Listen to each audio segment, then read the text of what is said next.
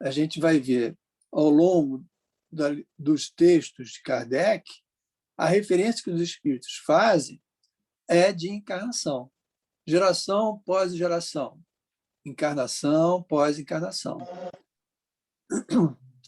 Se a gente pegar lá o Moisés, a geração para ele durou 40 anos, entre a geração que saiu do Egito e a geração nova que passa a ocupar a Palestina.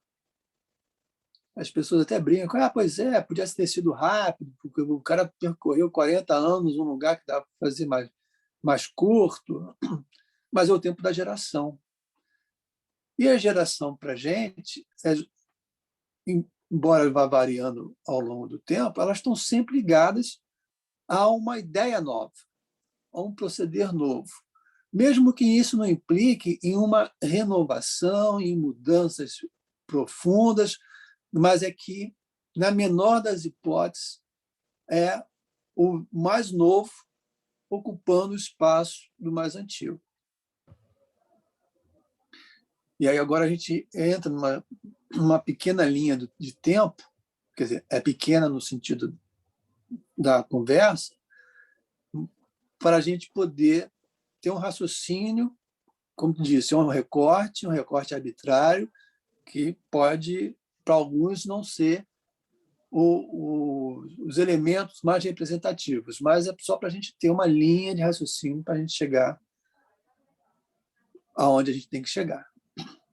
Então, a gente, ao longo da história, vivíamos, quer dizer, lá nos primórdios da história, e os primórdios para a gente é naquilo que a gente tem de suporte físico, e o suporte físico, no caso, é a escrita hindu, de uns dizem 10 mil anos, outros dizem de pelo menos 15 mil anos, mas, independente desse tempo, que é mais ou menos por aí, em termos de escrita registrada, né, que atravessou o tempo, ela tem a sua anterioridade. E essa anterioridade, segundo o Espírito, lá no livro Libertação, ele coloca que essa racionalidade humana vem de 40 mil anos. Então, dando esse salto para o que a gente tem de suporte físico, né, que são os livros que sobreviveram ao longo desses últimos anos, dá um registro físico de 10 mil, 15 mil anos. E aí, quando a gente vê essa literatura, até mesmo uma literatura sacralizada, ela tinha em seu bojo muito forte a relação natural com o mundo espiritual. E, com o passar do tempo, essa mesma sociedade, com os materialistas, deturparam, corromperam essas histórias, essas relações naturais com o plano espiritual. E isso foi se distanciando bastante, ao ponto de chegarmos num período que a gente vai agora dar um salto para nos chegarmos próximos a Jesus, que a gente vai pegar lá por volta de Moisés, que é um pouco anterior a ele, pelo raciocínio, a gente tem uma divisão muito grande entre o mundo espiritual e o mundo material, de nós encarnados com nós desencarnados. Então, aquela ideia primeira, né, primitiva, que tínhamos vindo trazidos pelas sociedades primitivas, não significa que sociedades inferiores, elas eram bastante complicadas, bastante complexas. Para você ter uma ideia, a cidade mais antiga que se encontrou até agora fica no Paquistão, as ruínas dela, e ela tinha uma estrutura, uma infraestrutura tão sofisticada ou mais sofisticada do que as infraestruturas romanas. E isso data também lá 5.000, 6.000, 7.000 anos dessa cidade. Então já era uma relação social bastante complexa, mas que isso foi se perdendo por causa essa reinterpretação de grupos materialistas dessa época. Então, hoje, a gente vê esses resquícios muito fortes, como a questão das castas na Índia, como essa situação da reencarnação em animais, das pessoas em animais, que, se a gente for fazer uma leitura dos textos, a gente vê que é mais alegórico do que real, é no sentido mesmo de você pegar aquelas associações que a gente faz com alguns bichos, né? O cachorro pela sua fidelidade, né? A cobra pela sua astúcia, é mais nesse sentido do que no sentido da lei, né?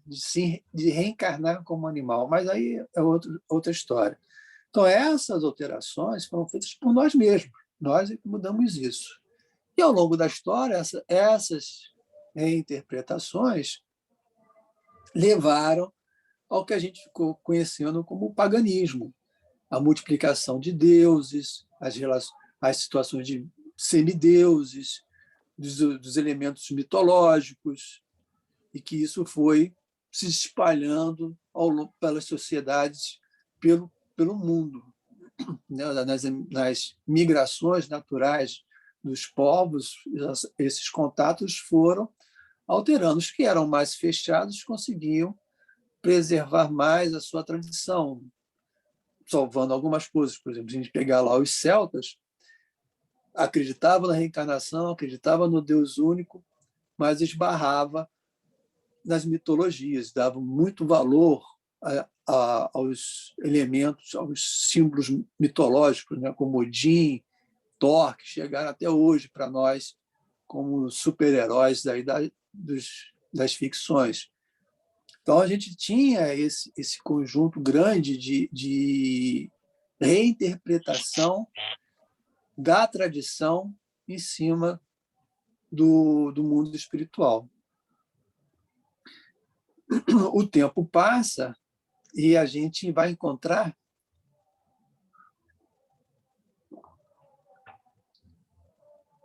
uma divisão desse processo com os filósofos gregos. Os filósofos pré-socráticos, eles fazem uma marcação nessa leitura a partir deles.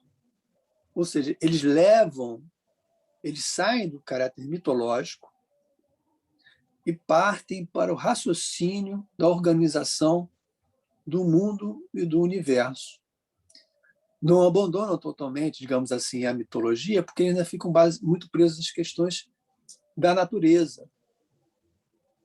Mas eles dão instrumentos para que Sócrates e Platão, uma diferença de 400 anos, o período dos pré-socráticos de 400 anos, para chegar a esse raciocínio do ser. Então, Sócrates consegue retomar um pouco a tradição da gente, dos terrestres, com o plano espiritual, a partir dessa ruptura que esses pré-socráticos fazem, buscando entender a natureza de uma forma racional, explicativa, coerente, sem mistérios. E eles vão fazendo isso, vão trazendo um caminho por elementos, estabelecem, por exemplo, a ordenação do universo e do mundo para uma inteligência. Ainda não tinha ideia de Deus, mas já tinha essa inteligência, porque o mundo era muito organizado para não ser feito por alguém. Não tinha mais mistérios. E as coisas vão ganhando a sua organização. Sócrates tira um pouco do nível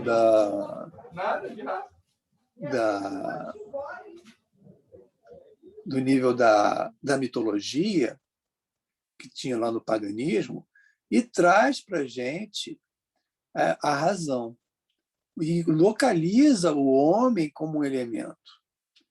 Então, Sócrates, quando a gente começa a ver a vida de Sócrates, que não deixou nada escrito, o que ele procura fazer é recolocar o homem na sua relação com o espiritual.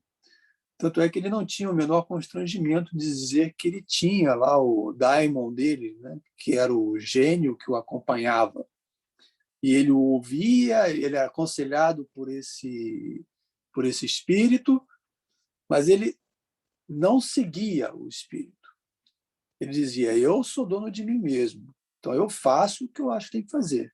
Então, se eu concordava com esse daimon, com esse gênio, com esse espírito, ele fazia. Se ele não concordava, ele não fazia.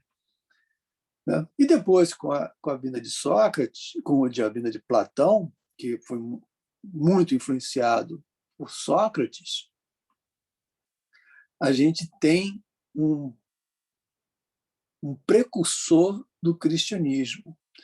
Muitas das ideias de Platão vão ser retomadas por Jesus mais à frente. Mas aí é até interessante a gente, quem gosta disso, fazer um estudo comparativo entre o que Platão dizia e o que Jesus dizia, a gente vai ver claramente a verdade dita por Jesus e a verdade dita, interpretada pelo encarnado. É muito interessante a gente fazer essa comparação entre eles dois. É muito rico. Então, a gente vai estar saindo dos elementos individuais para os elementos coletivos. Então, você precisa de uma geração de filósofos para que sacuda uma sociedade com uma novidade. Esses deuses não sustentam o universo, não sustentam o mundo. O que sustenta o mundo é uma inteligência muito organizada, muito estruturada. Tanto Sócrates como Platão acrescentam a esse raciocínio a questão do bem. Não adianta você ser racional, ser lógico, ser coerente com as coisas ao seu redor e com os outros, reconhecer a transcendência da vida. Se nisso tudo você não tem virtude. O que caracteriza o plano espiritual para Sócrates e para Platão é a virtude. O sol, para Platão, é o bem. Então, não adianta ser só um entendedor das coisas do mundo. É preciso ser um entendedor das boas coisas do mundo. Não é à toa que os dois têm referência com Kardec, porque eles estabelecem, trazem e retomam isso, que era antigo e foi corrompido pelos materialistas muito antes da nossa ideia de materialista de hoje. E não quer dizer que na época dos pré-socráticos não tivessem materialistas, tinham materialistas, e todos eles contribuíram para esse caldo. E aí a gente vai chegando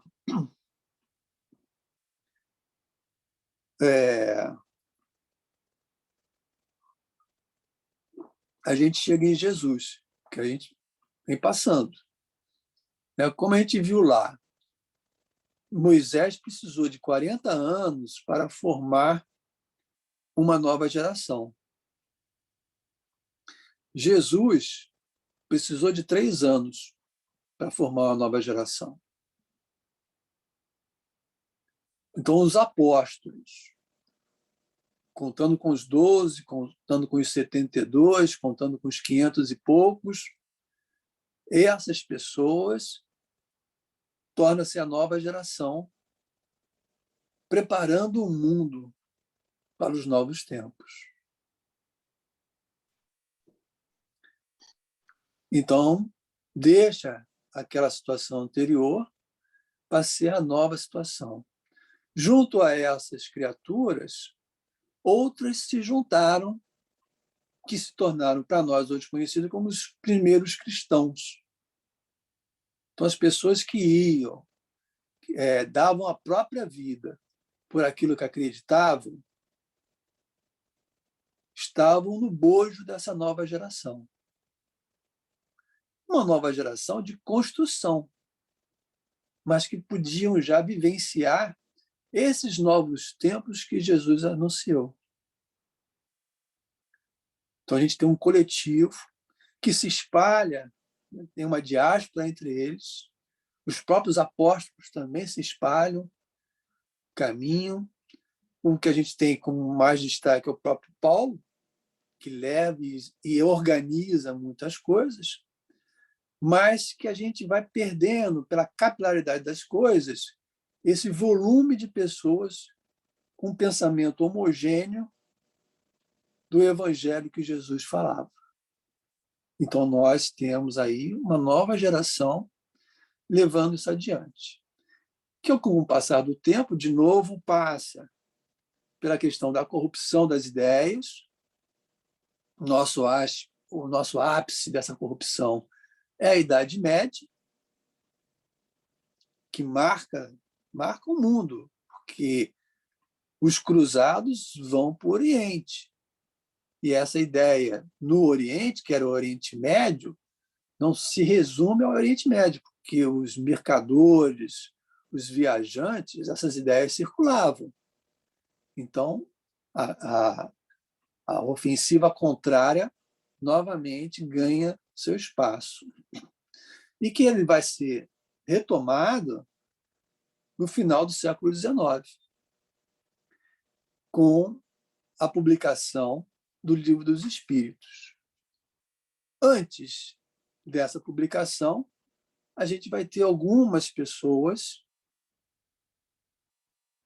juntas num ambiente muito próximo, que vão ser os precursores, ou que a gente chama os preparadores do ambiente para o espiritismo, e que depois vão ser lá chegam a ser contemporâneos e outros não, e que vão falar até mesmo na doutrina, como Lamennais, o outro que desencarnou, o André Arnaud, se não me engano, todos contemporâneos ou viveram anos antes de Kardec, normalmente estavam ligados com o grupo do socialismo utópico, que era a ideia mais próxima dentro do raciocínio dos primeiros cristãos, não era em cima do raciocínio de Jesus, era em cima dos primeiros cristãos, que tinham uma relação de coletividade muito diferente do que a gente tem hoje,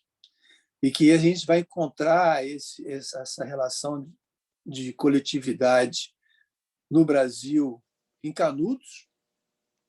Se nós formos ver a estrutura de Canudos, ela se assemelha muito com os primeiros cristãos. Então, a gente vai encontrar isso com eles nesse projeto. Alguns vêm para o Brasil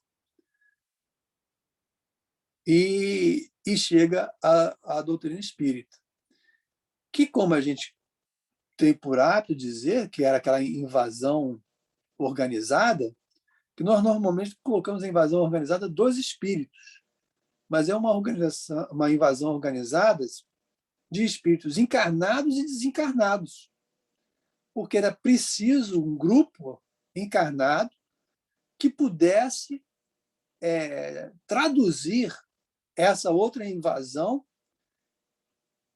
com convicção, com coerência, com firmeza, com persistência, porque não era uma luta tranquila. Tanto pelo modismo, pela onda, pelas situações, tinham que ser pessoas determinadas, tinham que ser pessoas bastante convictas do que estavam fazendo, que tinham que estar bastante ligadas aos seus pensamentos. Então, elas vão, e com o Kardec como catalisador desse grupo, eles vão espalhando essas novas ideias. Algumas pessoas costumam dizer que o espiritismo vem para o Brasil porque não conseguiu dar certo na França. Se vocês me permitem a minha observação sobre isso, eu vejo como um caminho natural da mensagem do Cristo. A França era o ambiente propício para a organização das ideias. O Brasil é um ambiente propício para a prática dessas ideias. Então, não tem assim... a gente tem muito hábito, né, de faliu dali, errou de lá para acertar de cá, essas coisas todas. Eu não consigo ver desse jeito, não. É um caminho natural das coisas. É o caminho natural. E a gente vê que isso acontece com a gente, né? Um hábito que muitas pessoas têm de dizer que o Brasil não tem lei é negar Deus, se diz isso. O Brasil tem lei. Pode não ter uma lei humana eficiente, mas a lei de Deus é eficiente. E ela está entre nós. Tanto é que a gente passa por um monte de coisa, aí fica dizendo que brasileiro é bobão, não briga por nada, não se mete nessas coisas. Mas não é isso que Jesus dizia? Se der um tapa numa face, oferece a outra. Então, nós estamos no exercício da lei de Deus, dos ensinamentos do Cristo. É uma prática que exige paciência, perseverança, insistência, para que a gente possa ir caminhando. E então, quando nós, aí agora, termino essa parte expositiva e abro para as nossas reflexões juntos, é que o papel do espírita dentro desse quadro da nova geração. Se nós olharmos a literatura espírita, né, os 5 livros por Kardec, de qual a importância do espírita dentro desse conjunto, é em praticamente toda a obra em que ele se refere ao espírita. No Evangelho, o tempo todo. Tem um capítulo só para espíritas. E o que isso significa para a gente? Que nós somos essa nova geração. Nós estamos preparados para preparar o planeta para o seu novo tempo. Nunca atrasada, Isabel, sempre no horário, não se preocupe. Então, nós estamos nessa situação, né? Não tem essa coisa do trabalhador da última hora, que muitas vezes a gente confunde o trabalhador da última hora como aquele preguiçoso do passado que resolve ser trabalhador agora. Mas se nós olharmos a nossa condição de espírito, nós somos um trabalhador de última hora do universo, porque nós fomos criados com um universo já bastante povoado, com bastante planetas e mundos espalhados. Não somos aqueles primeiros espíritos que surgiram, que foram criados nos primeiros momentos do universo. Nós já estamos pegando o universo já com bastante coisa, com bastante novidade. Então, nós somos os trabalhadores da última obra do universo. E que Jesus falava isso para nós. E vocês são capazes de fazer até mais do que eu. Então, essa ideia do trabalhador da última hora que recebe o mesmo salário é porque nós, no momento que alcançarmos a nossa condição de espírito puro, nós teremos as mesmas condições de ação que Jesus, que já tem isso pelo tempo terrestre, milhões e milhões, talvez bilhões de anos à nossa frente. Então, essa ideia para nós de que trabalhador da última hora é o trabalhador que chegou na hora do trabalho. Não importa como chegou. Para Deus, ele não fica preocupado no que a gente fez antes. Ele está preocupado no que a gente faz ou não faz agora. Então, nós chegamos e vamos trabalhar. Então, essa é a nossa condição. Esse é o nosso movimento. E a questão do espírita, se nós observarmos todo o nosso esforço de sermos melhor, esbarra com as premissas dos espíritos para um novo tempo, para um novo momento do planeta. Uma das principais características da nova situação do planeta é a perda da situação da falta do necessário, que é uma característica de um planeta de pobre expiação. Então, nesse novo tempo, isso não mais ocorrerá. Todos terão o seu necessário. Não vou dizer nem o mínimo necessário. O seu necessário. Todos. Todos. Então, nós vivemos no Brasil, hoje, com metade da população, o que eles chamam, usam a expressão de insegurança alimentar, quando nós estivermos nessa situação que anunciam de planeta de regeneração, não teremos metade da população nessa situação mais. Estarão todos fora dessa situação. Se hoje nós temos quase 1/3 da população sem condições de moradia, isso não mais acontecerá. Mas isso não mais acontecerá porque nós vamos trabalhar agora para isso. O que nós estamos passando hoje é uma reorganização de nós para que a gente retome um projeto de Jesus de bem-estar para todos. E isso é conosco.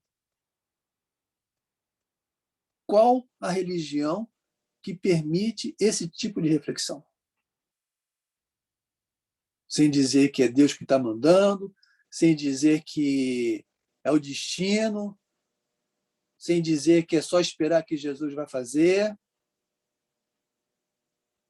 Qual a religião que diz? É contigo. Você é o agente disso.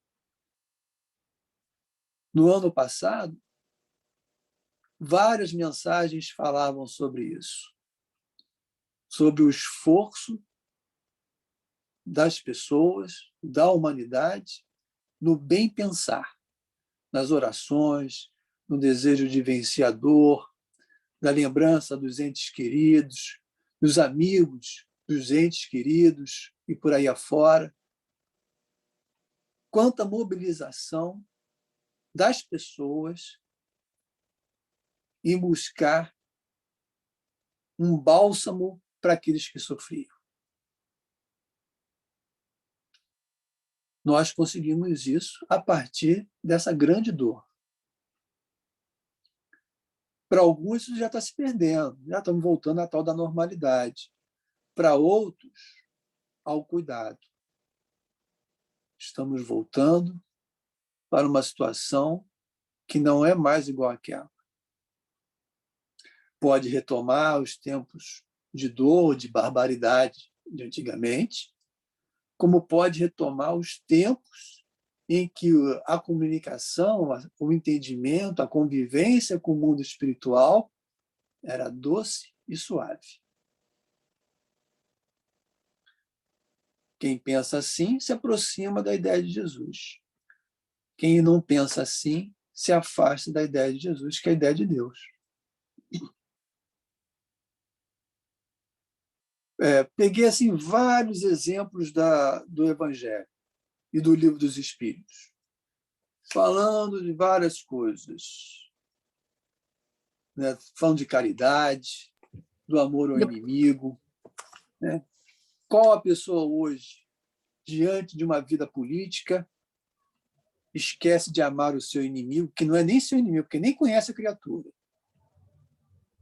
mas às vezes tem um ódio mortal por alguém que não se conhece.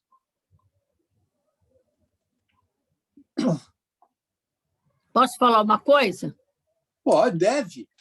Todos devem falar agora. Boa tarde, pessoal. Vamos aí falar. Eu vou começar com essa história do Brasil. O Brasil e o planeta, nós costumamos julgar tudo, a gente julga tudo, só com os olhos humanos. Nós esquecemos que a doutrina espírita foi trazida para nós, do plano espiritual, nessa organização, coisa organizada aí, como é que é, Paulo? Invasão organizada. Essa invasão organizada que Paulo muito bem colocou aí, dos dois planos, para trazer para nós as realidades do universo, do mundo. Né? Então, o Brasil... Por que a doutrina nasceu na França e veio proliferar no Brasil? Esse é o programa de Jesus. Estão aí os espíritos mostrando isso para nós. Inclusive, Antônio de Aquino diz que o Brasil está cumprindo muito bem o papel dele. Nós é que pensamos totalmente. Né? E outra coisa, nesse trabalho da implantação, para a gente ver como que é um trabalho do Cristo. Né? Eu estou tentando lembrar aqui aonde que eu li que até a forma de coração, né, é um planejamento do Cristo, né, do Brasil, por isso que, como Paulo colocou, né, que aqui é onde a caridade, né, Paulo, a caridade que você falou, que vai proliferar, porque é o coração, é o sentimento. Né? A doutrina espírita, sem o sentimento, sem Jesus, né, como continua essa briga aí, principalmente na Europa, querem descartar Jesus. Como você vai descartar Jesus da doutrina espírita? Não tem sentido. Então, o Brasil é a terra fértil, preparada para isso. Irmãos, pensemos um pouquinho. Nessa luta de verdadeiramente implantar a doutrina de Jesus no coração do homem, o Brasil está sozinho.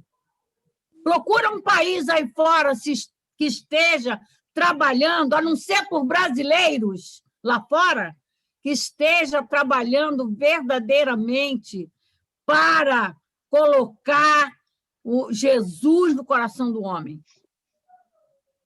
Então, ele está sozinho nessa luta. Tem até uma lição de Antônio de Aquino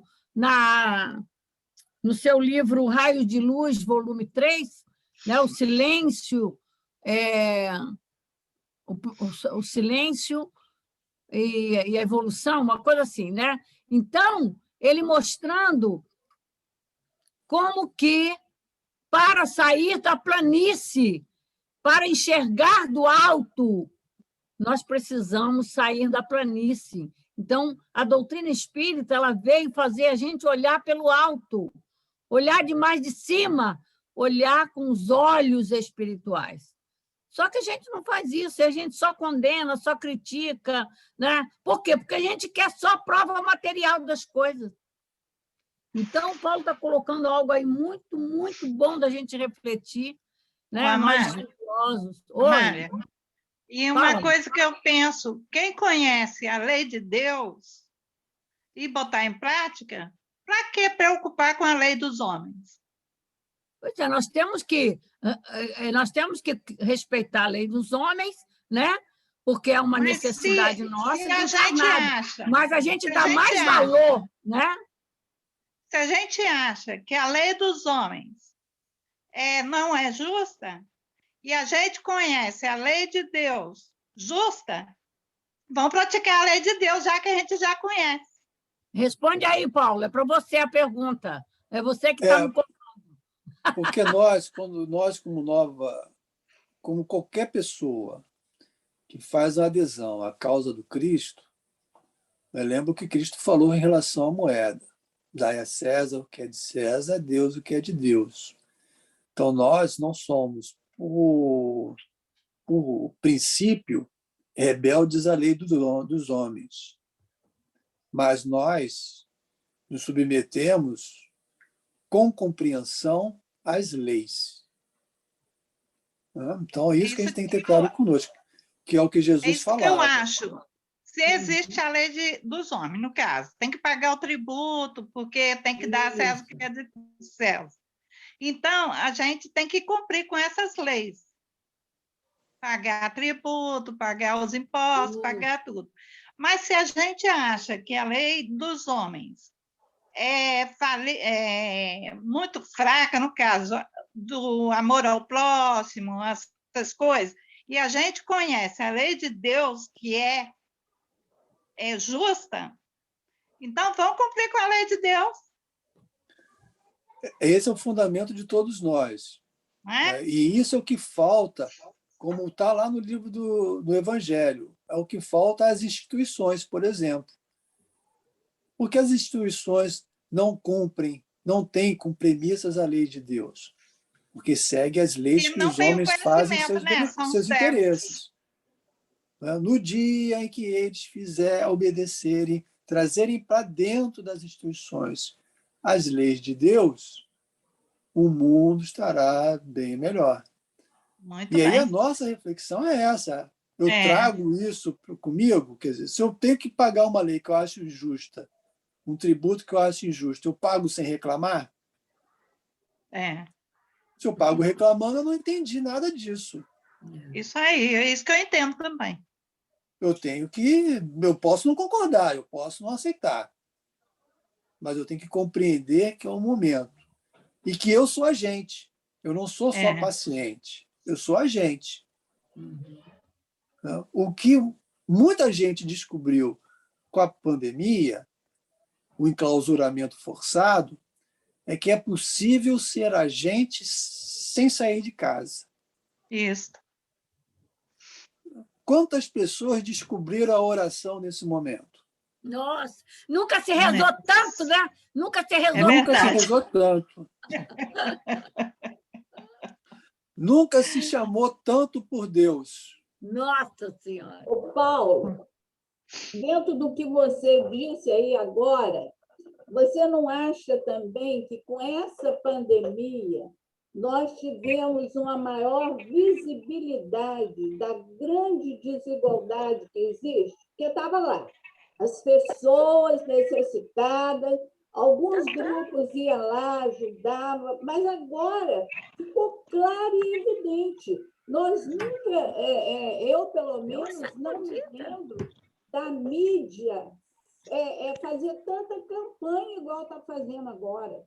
Por quê? Porque essa visibilidade está incomodando a maioria das pessoas.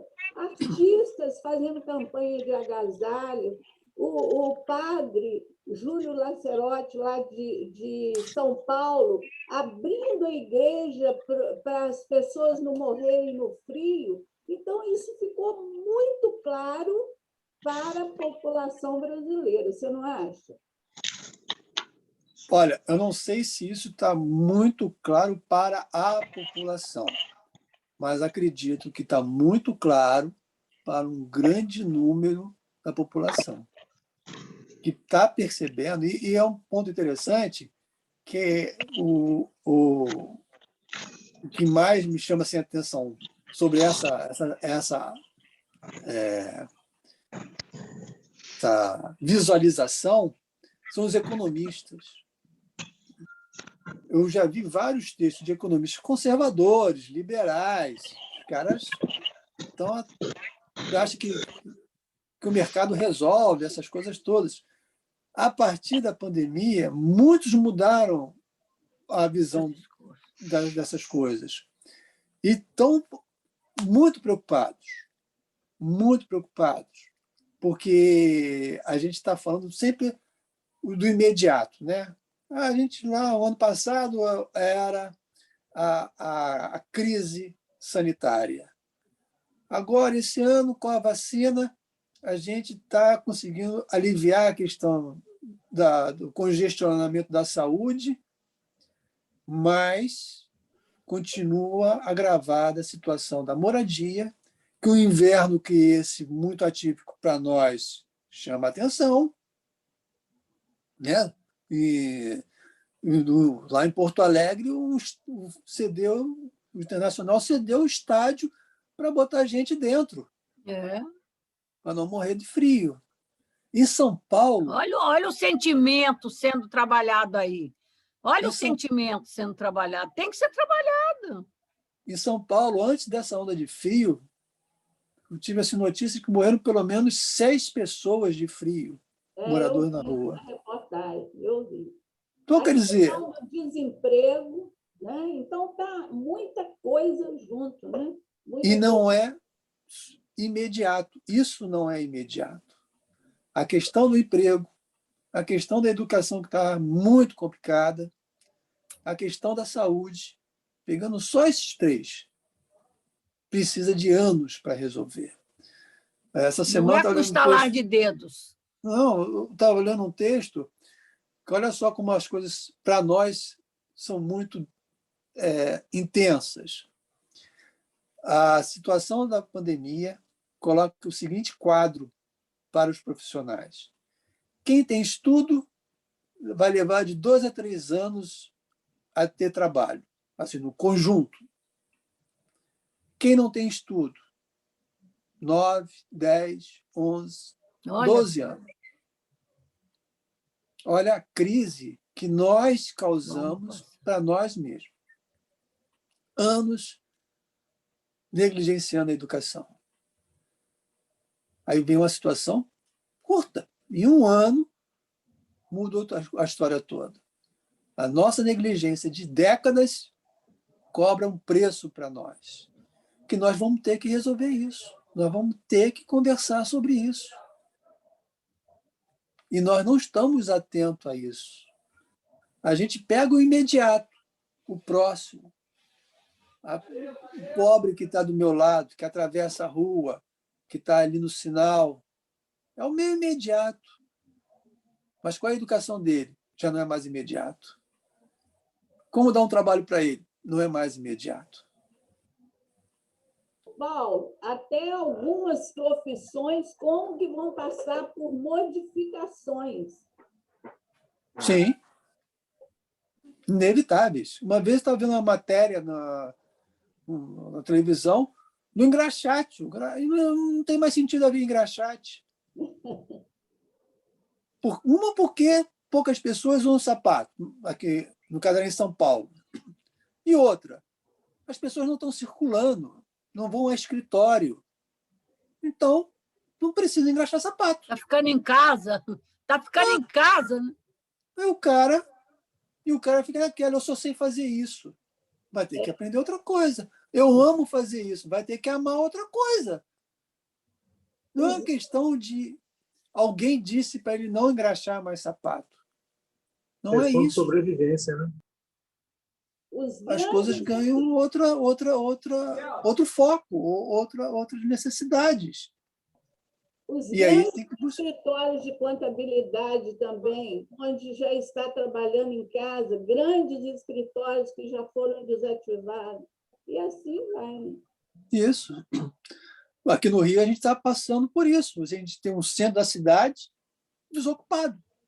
Tem mais gente na calçada. Vai virar casa de moradia, né? Vai virar casa de moradia.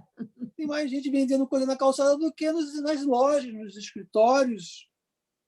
E tem que dar um destino a esses prédios. Está uma cidade abandonada. Esvaziada mesmo. A gente... Vira e mexe, passa uma região aqui, que é a antiga estação da Leopoldina, né? A primeira estação, linha de ferro, saía ali da região ali do Mangue, E tinha uma estação, tem uma estação grande lá da Leopoldina. Ela já foi desativada, ela não funciona mais. Mas em frente à estação são uma, duas, três, quatro calçadas de ponto de ônibus. Até 2019, aquilo era tomado de gente. Era tomado de gente. Ali na Francisco Esperando Bicalho, né? ônibus. Hã? Francisco Bicalho, né? Isso, Francisco Bicalho. Tomado de gente. Tomado de gente. Hoje você passa lá, pouquíssimas pessoas. Pouquíssimas. Talvez não são 10. Não chega a 10 pessoas.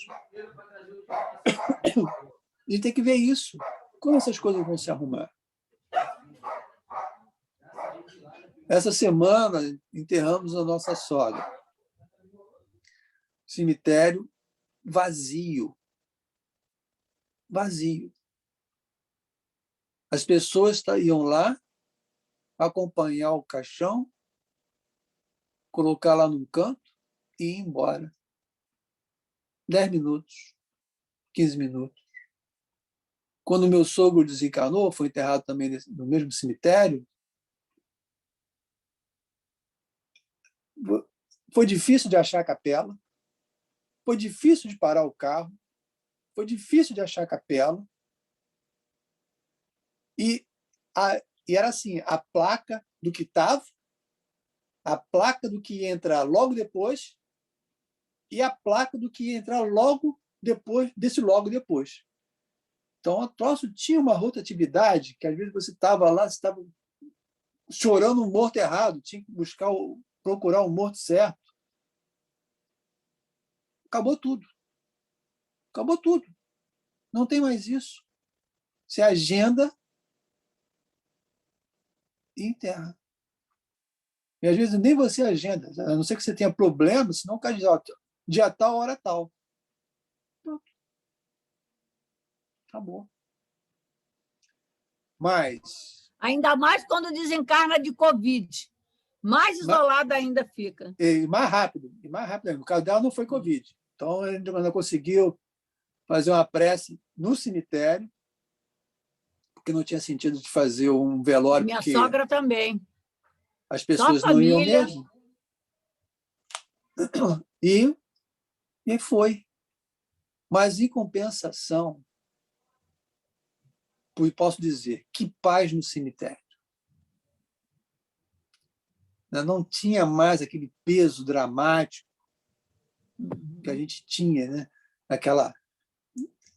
Aquele choro que um choro alimenta o outro choro, né? Um desespero alimenta outro desespero. Não tinha isso. A dor existe, que não tem como dizer que acabou, né? Como foi o caso antes, enquanto nós esperávamos, chegou lá um grupo de pessoas para o sepultamento de uma criança, bem pequenininha, devia ser bem novinha. A dor existe, né? Mas você sentia mais o consolo do que a exasperação da dor. São coisas que não tem mais como. Que a gente tem que voltar. É um novo normal mesmo, né? A gente tem que voltar a aprender essas coisas. E, junto com isso, vem os valores, porque não é só essa mudança. A mudança traz valor. Daí a nossa importância. Qual a importância da gente nessa história? Como a gente vai se posicionar diante desses choros diferentes? A gente tem que ter uma posição. A posição que Jesus sempre falou para a gente, não é uma posição nova. Esse tal de novo normal é a história da carochinha, não existe isso. O tempo é o tempo. A vida que segue é que a gente resiste à mudança, a gente não quer essas coisas do jeito. Por mais que a gente sofra, a gente não quer. Porque o pouco que a gente tem, a gente quer manter, porque fica com medo de perder. Mas o próprio Evangelho diz, olha só, pode ajuntar o que você quiser, hoje à noite eu venho te buscar. E aí? Mas a gente acha que não, a gente acha que o amanhã dele não é bem hoje à noite, não é bem hoje, entendeu? É um sentido figurado da coisa, e a gente, não é. Às vezes o dele hoje foi o nosso ontem, a gente que esqueceu de deitar, porque a gente já foi há muito tempo. Então a gente está nessa questão. E nós somos nós, essa nova geração, que não tem nada de extraordinário. Ninguém aqui é dono de alguma coisa, poderoso não sei o quê. Não, todo mundo é gente só. Na cozinha, queima o dedo, espeta o dedo na costura, reclama do sapato. E é só isso que a gente é. Mas qual a nossa importância para frente? Qual a importância para nós diante de um país como o nosso? Com a responsabilidade de demonstrar o exercício da caridade, o exercício do amor ao próximo, o exercício do Evangelho do Cristo. Qual a nossa posição diante disso? Caridade e humildade, né? Que a gente estudou no Evangelho essa semana. Né, Vera?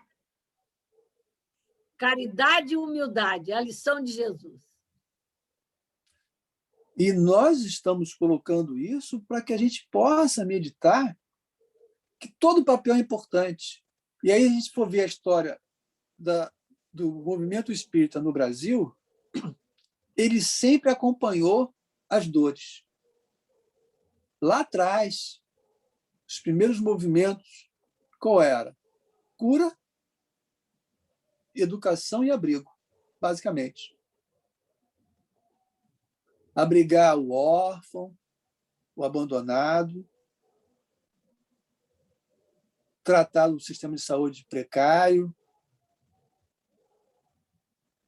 Quando eu comecei na doutrina espírita, eu estava no centro. É o trabalho de Jesus na casa do caminho, né, Paulo? Uhum. O do alimento, que no início era o prato de comida, depois avançou para a cesta básica,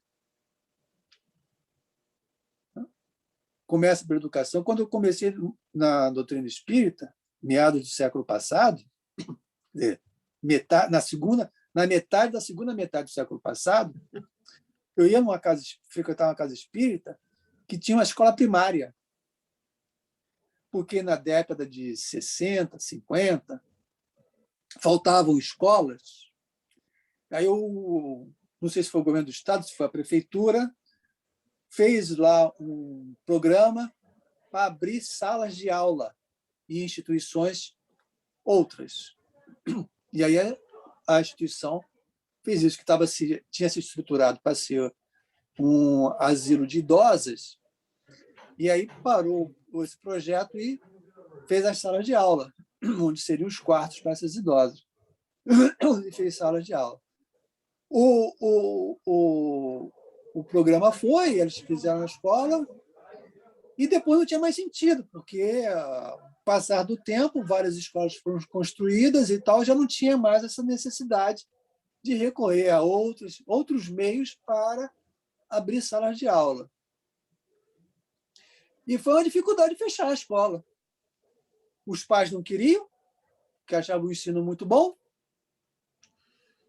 Uma parte dos colaboradores da casa queria manter a escola, outra parte não via realmente mais sentido, gerava custo, material dado, uniforme, tinha dentista na escola, a merenda, tinha todo os professores, tinha todo um custo nisso, que não tinha mais necessidade. Então, levou-se 1 ano para preparar tudo, para avisar o pessoal da escola que ia ter 1 ano e que depois não ia ter mais. Foram necessários 2 anos para fechar a escola. Então, o movimento espírita vem acompanhando as dores do país. Sempre foi assim. Se for ver assim, nas regiões, sempre foi assim. Na zona oeste aqui do Rio, tinha assim, vários abrigos de meninos. Alguns tantos de meninas. Mas tinha muitos abrigos, muita casa espírita com abrigo. É o que o nosso projeto. O nosso projeto é esse, acompanhar. E vai ver que nós vamos precisar retomar essa coisa da alimentação, do estudo, de dar curso técnico, essas coisas, não fazer cursos técnicos, mas preparar essas pessoas a ingressarem em cursos técnicos, incentivá-los a buscar cursos técnicos, para que possam conseguir profissão. Esses preparatórios a gente vai precisar fazer isso.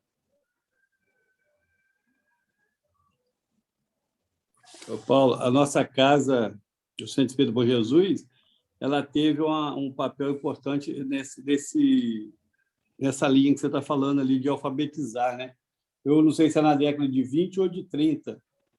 Foi a primeira, onde que nasceu a primeira escola da cidade, foi no Centro Espírita Bom Jesus. Foi na década de 30, Luiz. De 36, coisa assim, né? É, década de 30. Escola que deu origem a uma escola estadual, governador Roberto Silveira.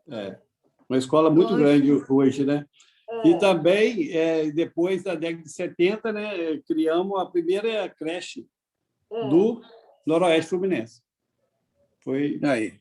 Então, nós não estamos fora da linha. Não, Graças a Deus.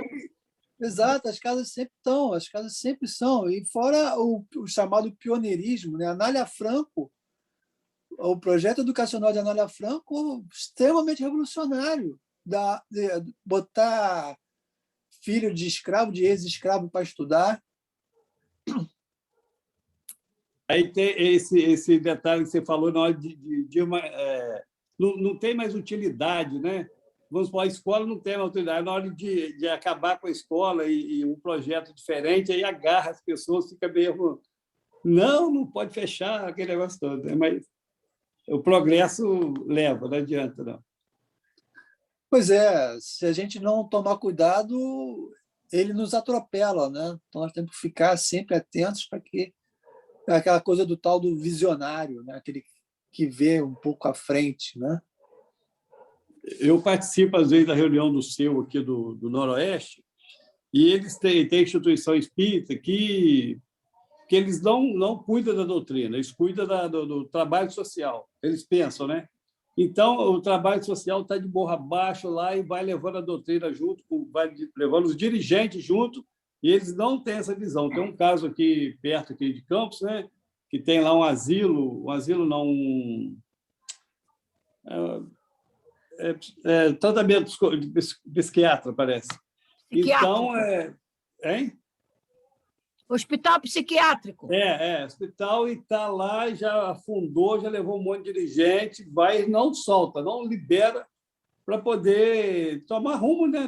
Cuidar da doutrina. Eu falo com eles, mas eles acham que eu sou bem desatualizado.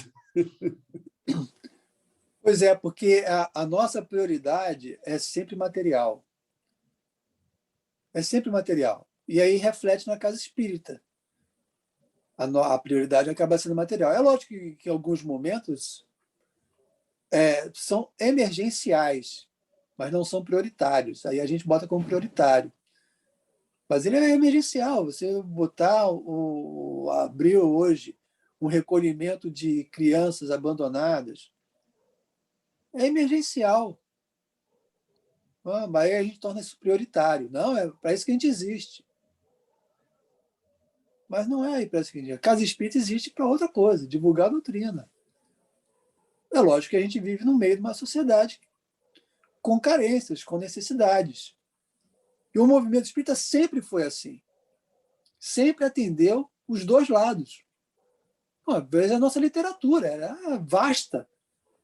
Quantas traduções, né? Kardec escrevia lá, já estava tendo tradução aqui no Brasil. Diferença muito pequena entre a edição e a tradução aqui no Brasil.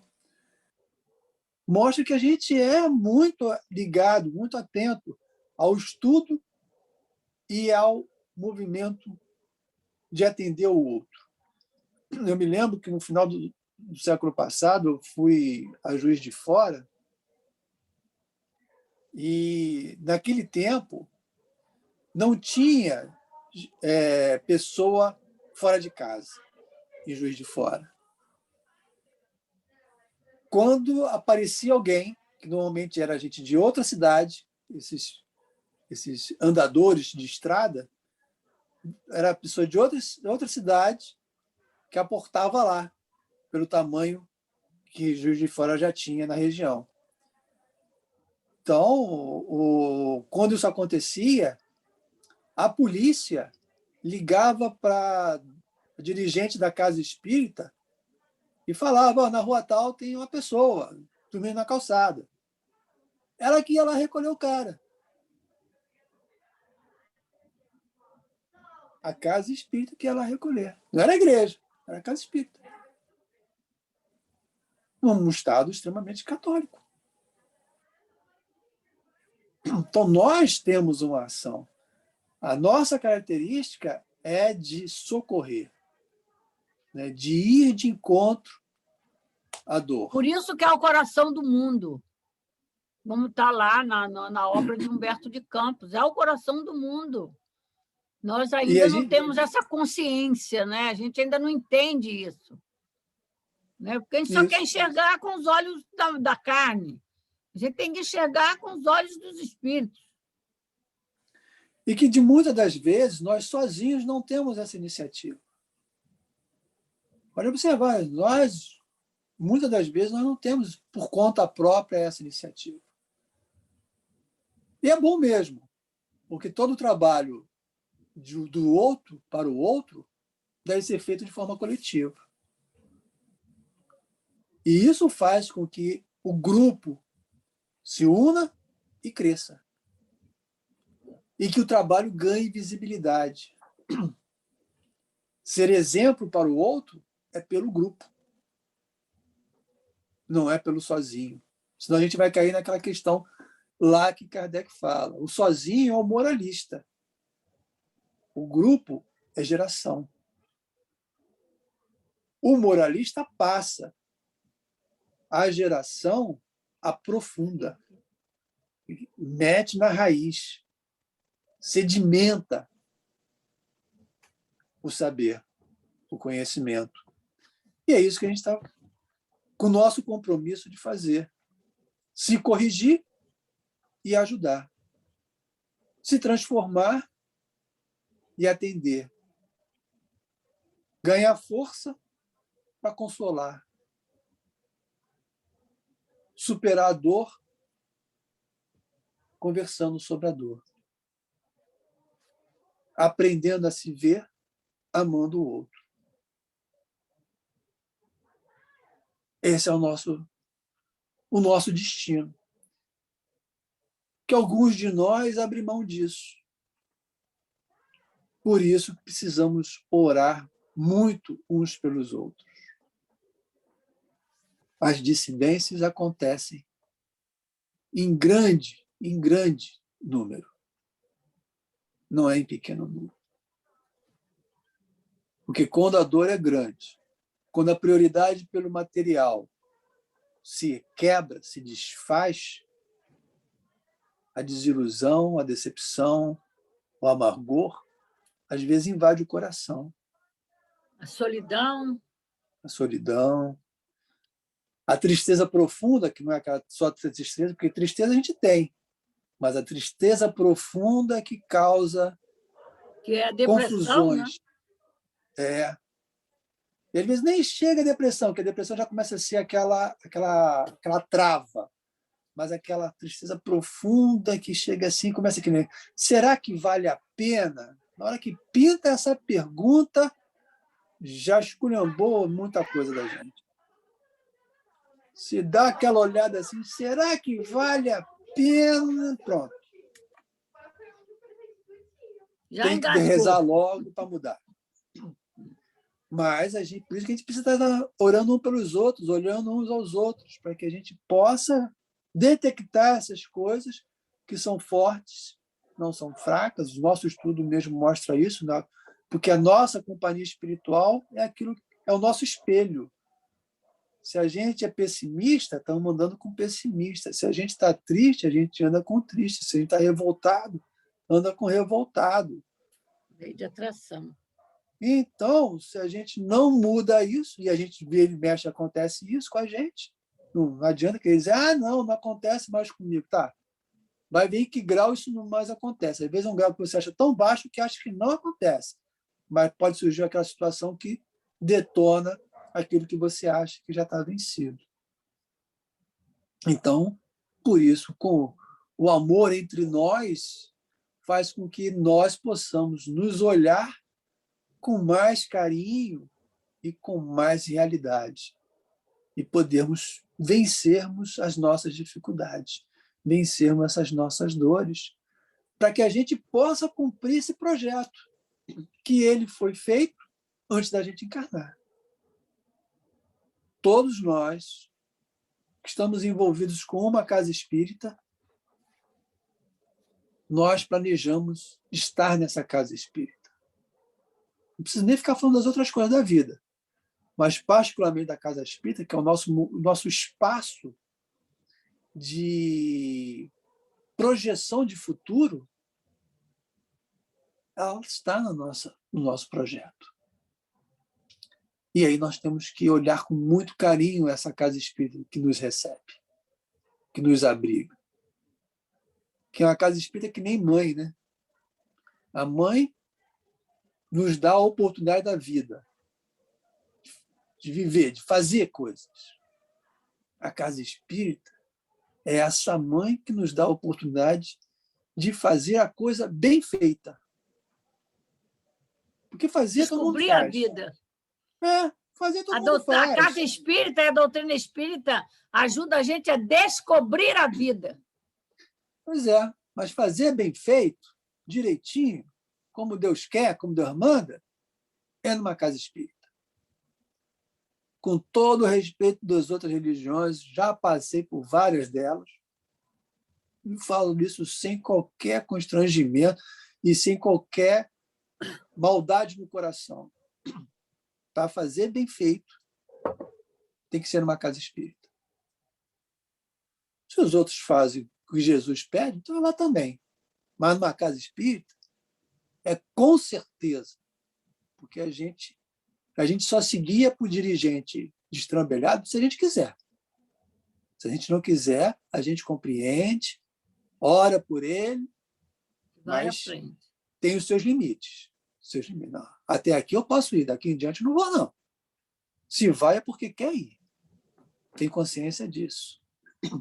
Não está dizendo que ele que tem a verdade, ele que sabe tudo, ele que é o porta-voz de Deus, ele que sabe das coisas. Não. O livro está ali para todo mundo. Não está escondido. Não está diferente. Fala, Luiz. Ô, Paulo, segundo o Haroldo, né, nas palestras dele, ele cita isso, que você nascer num berço espírita ou ter oportunidade de participar de uma casa espírita é como se você, no plano reencarnatório, é como se você ganhasse a loteria, a oportunidade. E a pessoa, às vezes, deixa passar uma oportunidade que ele imagina a riqueza, né, que é, né? Isso mesmo. E, às vezes, é deixar passar a oportunidade na própria casa, sem sair da casa espírita. Não, esse trabalho, para mim, ainda tem que me preparar. Não, veja bem, eu vim aqui, mas pensando numa outra coisa. Quem sou eu? Isso não é para mim. Verdade, não está à minha altura. Deixa eu me preparar melhor. É só para fazer. Não, deixa eu me preparar melhor. Mas não. Nunca se prepara. Eu deixo me preparar melhor, mas eu nunca me preparo. Aí acha, porque está no guarda-chuva da casa espírita, está na boa. Não, eu estou bem, estou bem na fita, não tem problema nenhum, não. Estou aqui, estou com os outros, rezo junto. Mas não tem a prática. Rezar é bom, mas não é tudo. Na minha encarnação, eu tinha um projeto de durar uns 35 anos, mais ou menos, 40 no máximo. Já estava de bom tamanho, já estava feliz da vida. Aí o troço foi passando. Falei, bom, estou na casa espírita, né? Aí quando eu cheguei lá para os 45, eu falei, não, agora estou no lucro, porque meu projeto era 35, 40, 45 na casa espírita. Aí o espírito falou, olha só, isso não é suficiente não, cara. Isso não quer dizer nada. Aí eu, não, tentei negociar. Não quer dizer nada. Veja bem o que você está pensando na vida. É isso. Não quer dizer nada.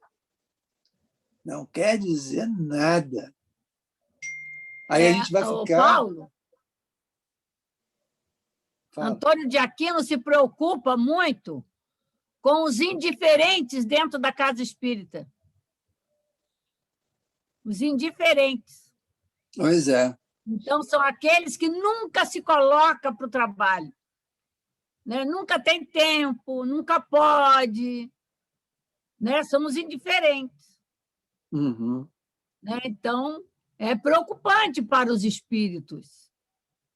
Isso. Né? Porque a gente está ali para crescer, para fazer alguma coisa, botar a mão na charrua. Isso. Né? Aí, quando você esbarra com a lei de progresso e começa a estudar a lei de progresso, aí você vê que, passados dos 40 do teu projeto, não quer dizer nada. Para a lei de progresso, absolutamente nada.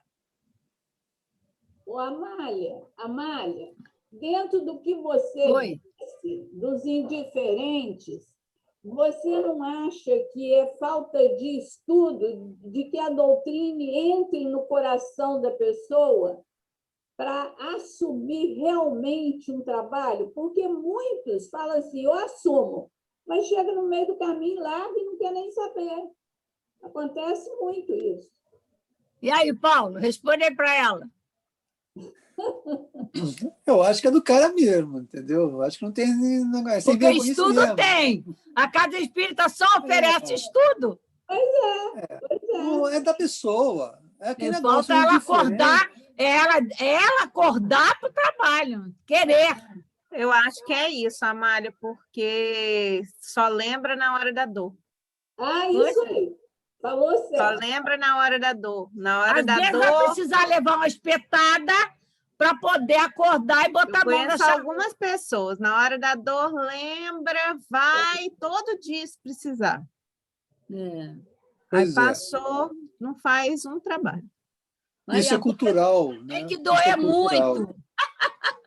A nossa cultura diz o seguinte, até um certo tempo, de agora em diante não mais, mas a gente tinha a cultura do que, olha só, você rezando, ajoelhando no milho, tal, está resolvido o teu problema. Não dizia para a gente, vai fazer algo, carrega a bolsa da avó, vai lá, varrer o chão. Isso não é cuidar da casa, é aliviar o peso do trabalho do outro. Como a nossa cultura não era assim, de chegar e dizer, não precisa fazer não. Se você comprar aqui um negócio, está resolvendo o teu problema. Tem um título no céu. Aquilo que Kardec chamava a atenção das preces pagas. Tudo tem um preço nessa cultura. Tudo tem um preço. Aí a gente pensa que é só isso, questões materiais. Toma lá da cá. Por isso que o cara pode ficar indiferente. Não tem problema, não estou fazendo mal. Tá bom. Aí quando ele sabe que não fazer o bem é o mal, o cara tem que processar isso. Ele tem que processar isso. Que para ele está fazendo bem. Eu não faço mal. Mas quando diz que isso não é suficiente, você tem que fazer o que o Cristo falava, vá de encontro à dor. Ou seja, saia do imobilismo e vá buscar quem quer ser ajudado. Também tem isso. A gente não vai ajudar qualquer um. A gente vai ajudar quem quer ser ajudado. Porque senão a gente não vai fazer nada para o outro. A gente vai fazer, ele vai jogar fora. Nossa, muito bom ouvir isso, Paulo, porque às vezes a gente se sente culpado, né? Por não conseguir ajudar porque o outro não quer se ajudar. Pois é. Pois é. Aí você vai procurar quem quer ser ajudado. É aquele não vai de ter com os gentios. Lembra que Jesus falou? Não, procure aquele que quer. E tem muita gente que quer. Que aí um toquezinho que você dá, a pessoa desperta. É. Mas, às vezes, a gente fica querendo convencer alguém, né? A gente quer convencer a pessoa. A gente acha que sabe qual é o remédio. E o cara chega e diz, não é, esse remédio não é para mim. É porque Olha para a que gente é. foi e a gente acha que para todo mundo é, né? É. A Mas gente isso é quer bom, compartilhar o bom, que as belezas da nossa vivência na doutrina com os outros, né? E eles não estão abertos para receber. É aquela sabedoria de você descobrir qual é o ângulo, né, que você vai... Qual é o ângulo que vai ser tocado para poder... O mesmo efeito que fez em você, fazer no outro. São os ângulos diferenciados, né, de cada um de nós. Mas aos poucos que a gente vai fazendo, vai cutucando o outro sem a gente perceber. Só fazer isso. Fala, Vera. Não é que hoje... desculpe, gente, boa noite. Hoje, eu estava vendo a palestra sobre a candeia debaixo do alqueire, que eu não pude ver na quarta-feira, lá do Leon Denis, a colega de manhã, foi muito bom o trabalho dela, e tem uma da Luzia Matias. E aí a Luzia pontuou esse momento aí que vocês falaram, de saber a quem botar a luz e como colocar o ângulo que a Amália falou aí. Então, ela trouxe um caso, não sei se dá tempo de eu falar rapidinho, ou então vocês assistem a palestra, mas ela estava ela é médica, né? Então ela estava no centro cirúrgico para começarem lá uma cirurgia com os colegas lá, e, de repente, surgiu apareceu na televisão uma propaganda da campanha da fome, e o cara parando o carro, abaixando o vidro e ajudando uma criança. E aí os comentários foram aqueles mais terríveis. E ela ficou olhando para aqueles colegas falando aquilo, e ela ficou, meu Deus, um dizendo, olha só que absurdo, eu pago meus impostos, ainda tenho que ajudar o outro da comida, e se eu for assaltado, olha, uma confusão danada. Aí um dos colegas lá também falou uma coisa assim, aí ele falou assim, ele falou alguma coisa do evangelho, que agora eu esqueci, gente. Aí ela virou assim, não, agora eu não posso ficar calada, porque a candeia não pode ficar debaixo do alqueire. Mas como é que eu vou falar para ele? Nós vamos entrar numa cirurgia, é um outro ambiente. Como é que eu vou falar para ele alguma coisa? Eu só não posso deixar essa forma de engano que ele colocou aí, com relação a amar o próximo. Diz aí que falaram, né? Deus falou, Jesus falou, amar o próximo como a si mesmo. Com amar o próximo, eu tenho que me amar, me cuidar, não sei o quê, e aí confundiu tudo. Aí ela disse que veio na cabeça dela a parábola do bom samaritano. E aí ela atualizou a parábola. Virou para ele e disse assim, olha só, você está na Avenida Brasil, vindo para o hospital, você é assaltado, leva o teu carro, te espanco, te largo no meio da rua. Aí passa um colega seu do hospital no carro, vê aquilo, ia parar, mas de repente disse assim, não vou parar não, pode acontecer o mesmo comigo, vai embora. Vem um carro mais ou menos, olha ela adaptando a parábola do bom samaritano. Eu estou contando isso por causa desse ângulo que vocês mostraram. E aí ela foi e disse, esse cara virou e disse, chegou a parar. Quando chegou a parar, olha, ela vem atrás de mim. Não, mais adiante eu tento ligar para avisar.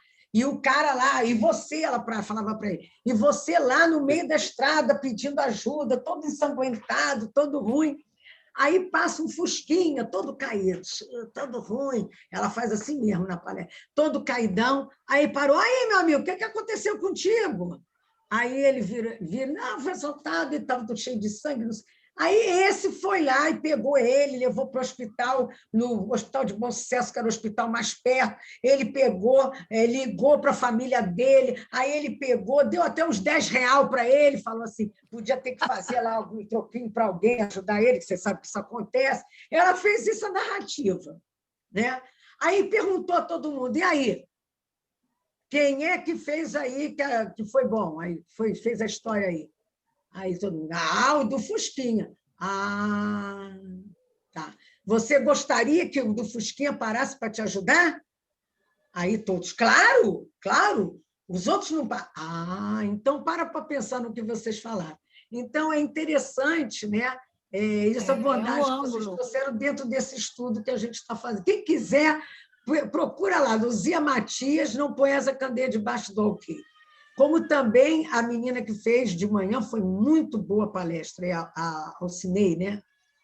Alceni, também ouvi. Complementam e mostram saber colocar a luz, não é ser seletivo, mas saber como fazer a luz, e é isso que eu acho que está acontecendo com o nosso país, com essas mudanças no mundo, com o mundo nessa questão toda aí que o Paulo está trazendo para nós.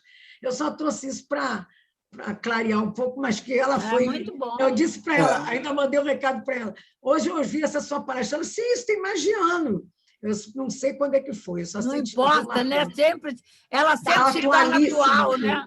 Agora, que eu gostei de você botar o Fusquinha na história e o médico caído na Avenida Brasil, eu gostei. Foi muito boa.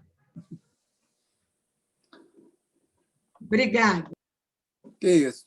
Bom, tem 4 minutos, acho que para vocês terem tempo do encerramento, né? Paulo, pode ficar à vontade. 4 minutos aí, pode ir. Muito bom, Paulo. Gostei. Alguém tem alguma colocação também para fazer? Mas é muito bom estudar, né, gente? Muito bom fuçar essas coisas.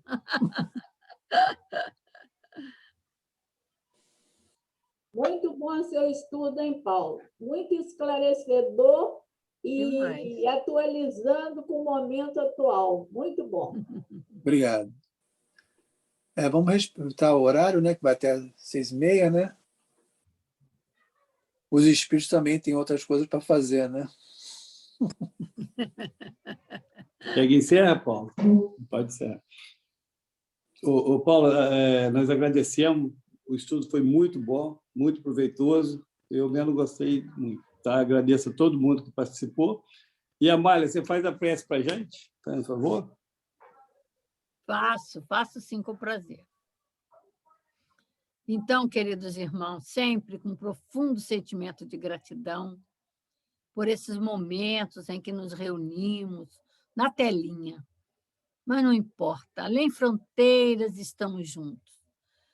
E após essa palestra, esse estudo tão esclarecedor que o nosso Paulo nos trouxe, só nos resta agradecer a Jesus, esse mestre tão amado, agradecer a esses guias espirituais, os benfeitores dirigentes do Centro Espírita Leon Denis, que com certeza aí estão presentes junto a todos, fortalecendo-nos no sentimento, no pensamento, porque estamos fortalecendo a casa, o Centro Espírita Bom Jesus. Em cada reunião, em cada estudo, onde os nossos pensamentos e os nossos sentimentos vão sendo trabalhados, é para o fortalecimento das paredes espirituais da nossa casa espírita.